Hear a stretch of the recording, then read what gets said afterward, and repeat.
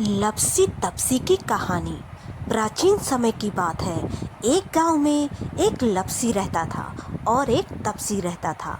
तपसी सदा भगवान की सेवा में लीन रहता था, लेकिन लपसी सवा सेर दही की लस्सी बनाता, भगवान को भोग लगाता और पी जाता था। एक दिन की बात है कि दोनों में बहस छिड़ गई कि कौन बड़ा है।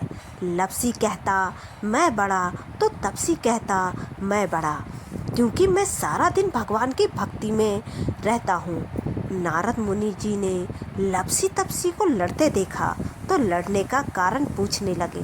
तो तपसी बोला कि मैं बड़ा हूँ, लेकिन लपसी नहीं मान रहा। लपसी बोला कि मैं बड़ा हूँ, ये तपसी नहीं मान रहा है। नारद जी बोले कि इसका फैसला तो मैं कल कर दूंगा। अगले दिन तपसी रोज की तरह सुबह स्नान कर लौट रहा था तो नारद जी ने उसके आगे 1.25 करोड़ की अंगूठी फेंक दी।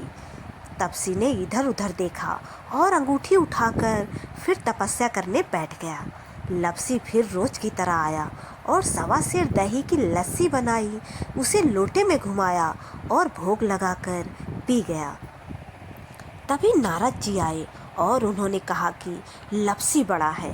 तपसी ने इसका कारण पूछा तो नारद जी कहने लगे कि तेरे गोडे के नीचे 1.25 करोड़ की अंगूठी पड़ी है, तूने इसे चुराया है, जिससे तेरी तपस्या भंग हो गई। तपसी हाथ जोड़ नारद जी के सामने खड़ा हो गया और बोला कि मेरी तपस्या का फल किस प्रकार मुझे मिल सकता है।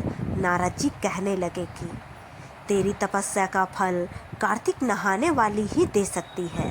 नारद जी फिर से कहने लगे कि कार्तिक माह की कहानी सुनने के बाद जो तेरी कहानी नहीं सुनेगा या कहेगा, उसके कार्तिक स्नान का फल खत्म हो जाएगा।